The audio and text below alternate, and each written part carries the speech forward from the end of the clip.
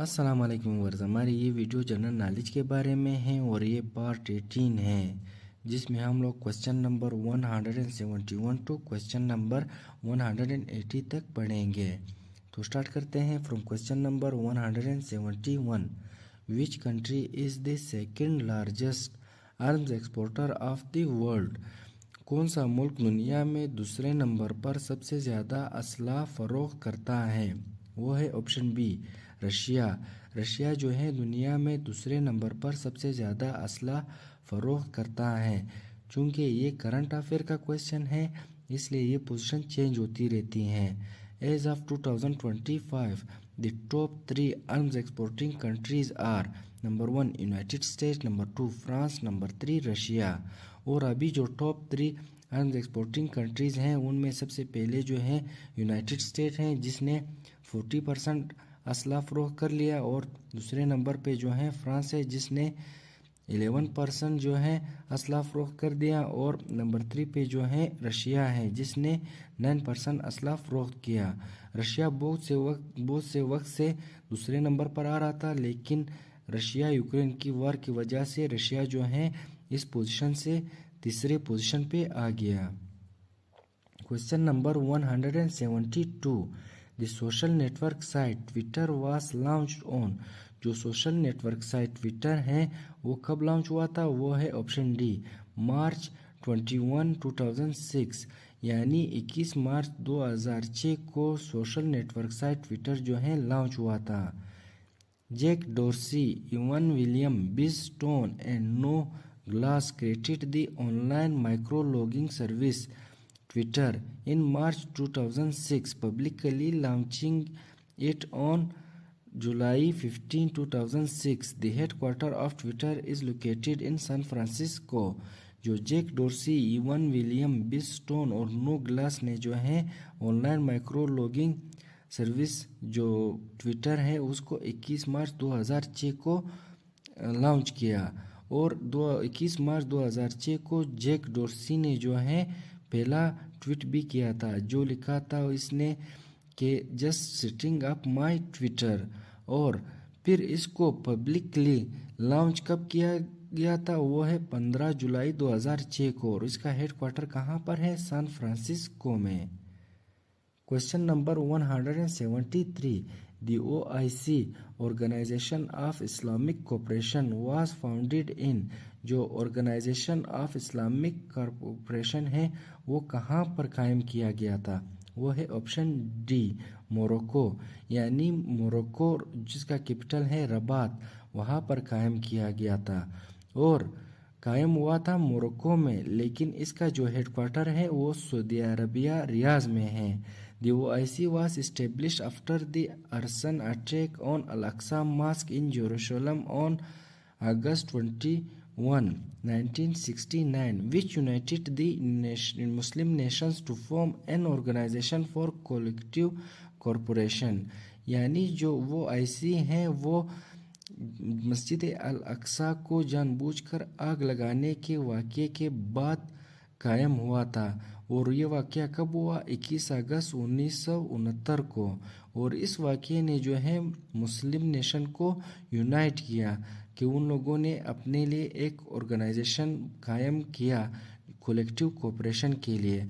It's purpose is to promote unity, economic development and political cooperation among Islamic cooperation, और इस Islamic countries, और इस organisation का मकसद क्या है कि वो मुसलमान ममालिक में यूनिटी, इक्तिसादी तरक्की और पॉलिटिकल कोऑपरेशन जो है वो पैदा करे।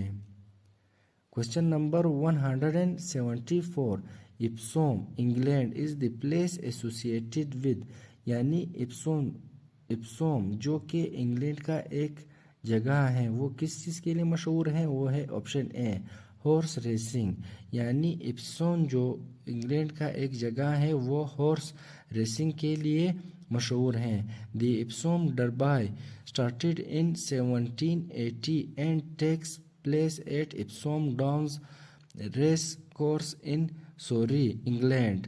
यानी जो इप्सोम डरबा एक किस्म का ख़ास घोड़ों का रेस है वो 1780 में स्टार्ट हुआ था और कहाँ पर स्टार्ट हुआ था? इप्सोम डाउन में, रेस कोर्स जिसको नाम दिया गया था इन सर्वे में, England. इप्सोम is a town in England mainly associated with horse racing and Epsom salt। इप्सोम जो है एक जगह है जो कि इंग्लैंड में है, जो कि मशहूर है हॉर्स रेसिंग और इप्सोम साल्ट के लिए। और ये वो टेबल साल्ट जो हम लोग खानों में इस्तेमाल करते हैं उसी की तरह साल्ट है, लेकिन केमिकली जो है उससे मुख्तलिफ है। और ये साल्ट जो है मेडिसन और एग्रीकल्चर पर्पस के लिए इस्तेमाल होता है। और इस साल्ट का नाम जो है मैग्नीशियम सल्फेट है। और जो हम लोग टेबल साल्ट इस्तेमाल करते हैं वो सोडियम क्लोराइड है। और इसका फार्मूला जो है मैग्नीशियम सल्फेट हेप्टाहाइड्रेट है। Question number 175, which SAARC member country has largest literacy rate among the following. यानी किस सार्क मेंबर कंट्री का सबसे ज़्यादा लिटरेसी रेट है इन ऑप्शंस में। इन ऑप्शन में जो है ऑप्शन बी श्रीलंका। श्रीलंका जो है इन ऑप्शन में श्रीलंका वो सार्क कंट्री है जिसका लिटरेसी रेट सबसे ज़्यादा है। और ऑप्शन बी जो है ये बांग्लादेश है, ये भी सार्क का मेंबर कंट्री है। लेकिन ऑप्शन सी और डी जो है ये चाइना और इंडोनेशिया जो है सार्क मेंबर कंट्री नहीं है। तो इसलिए ऑप्शन बी जो है राइट ऑप्शन है।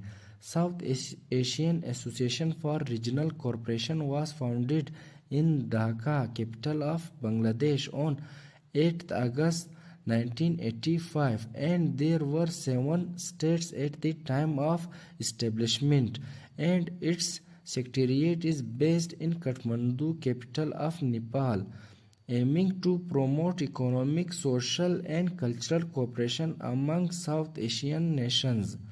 Afghanistan joined SAARC as its 8th member state on 3rd April 2007.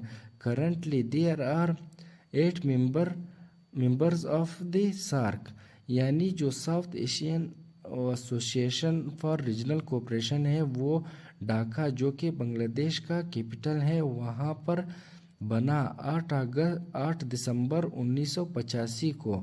और उस टाइम जब ये बना तो इसके 7 मेंबर कंट्रीज थे, लेकिन इसका जो सेक्रेटेरिएट है वो काठमांडू नेपाल में है। Aiming to promote economic, social and cultural cooperation. और इसका जो मकसद है कि इकोनॉमिक, सोशल और कल्चरल कोऑपरेशन को इन कंट्रीज़ के दरमियान जो है प्रोमोट किया जाए। अफ़गानिस्तान जो है वो भी सार्क मेंबर कंट्री है, लेकिन ये बाद में आया था। कब आया था? 3 अप्रैल 2007 को। और अभी जो है सार्क के 8 मेंबर कंट्रीज़ हैं। The literacy rates of all SAARC member countries as of 2005। जो लिटरेसी रेट है वो सार्क मेंबर कंट्रीज़ के 2025 के मुताबिक क्या है? नंबर 1 मालदीव जो है 99% है, हाईएस्ट है, सबसे ज़्यादा। दूसरे नंबर पे जो है श्रीलंका है 92%। तीसरे नंबर पे इंडिया है और 77% लिटरेसी रेट है। नंबर 4 नंबर पे जो है बांग्लादेश है, 75% जो है लिटरेसी रेट है। नंबर 5 नंबर पे जो है भूटान है, 71% लिटरेसी रेट। नंबर 6 पे जो है नेपाल है, 70% लिटरेसी रेट है। और 7 नंबर पे जो है पाकिस्तान है, 59% लिटरेसी रेट है। यानी पाकिस्तान में 59% जो है पढ़े लिखे हैं। बांग्लादेश से भी हम लोग जो हैं बहुत ही नीचे हैं। नंबर 8 पे जो है अफ़गानिस्तान है, जहाँ पर जो पढ़े लिखे लोग हैं वो है 37%, जो सबसे नीचे हैं।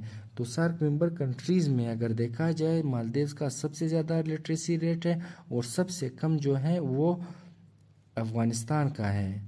पहले पाकिस्तान का था, लेकिन अभी अफ़गानिस्तान जब इसमें जो 2007 को आया तो अफ़गानिस्तान जो है लिटरेसी रेट में सबसे नीचे आया। Question number 176, the Soviet media theory had its root in. जो सोवियत मीडिया थ्योरी है उसके रूट कहाँ से हैं? वो है ऑप्शन सी जर्मन आइडियोलॉजी। यानी सोवियत मीडिया थ्योरी के जो रूट्स हैं वो जर्मन आइडियोलॉजी से हैं।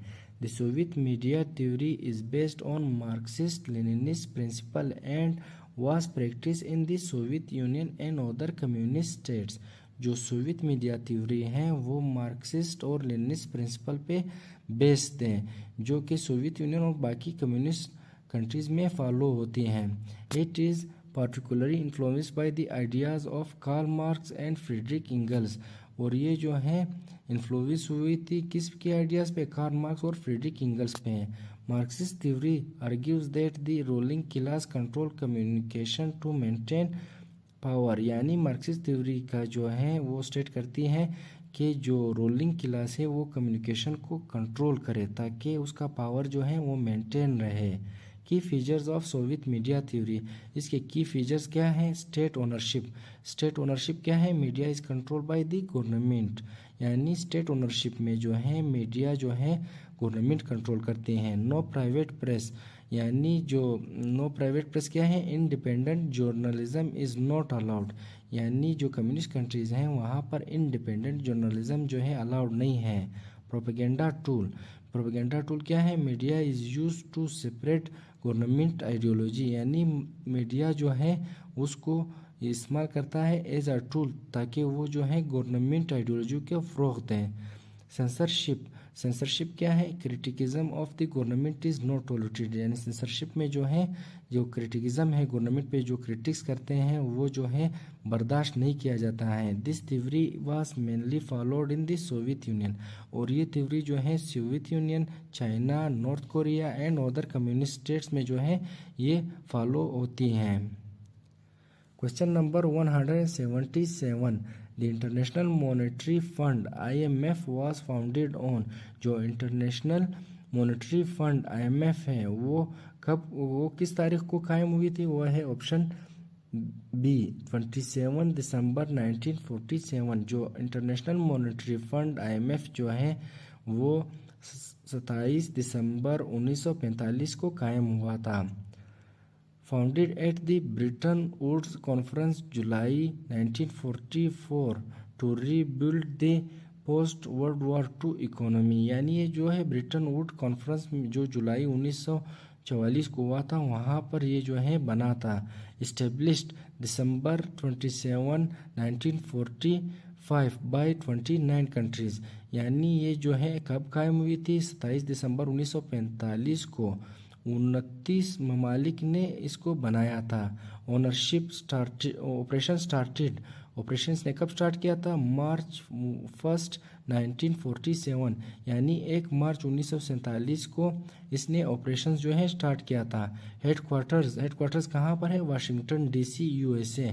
और इसका हेडक्वार्टर जो है वाशिंगटन DC में है।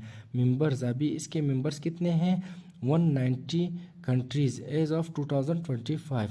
पहले जब बना था 29 ममालिक ने बनाया था और अभी जो है इसके जो मेंबर्स कंट्री है वो 190 हैं।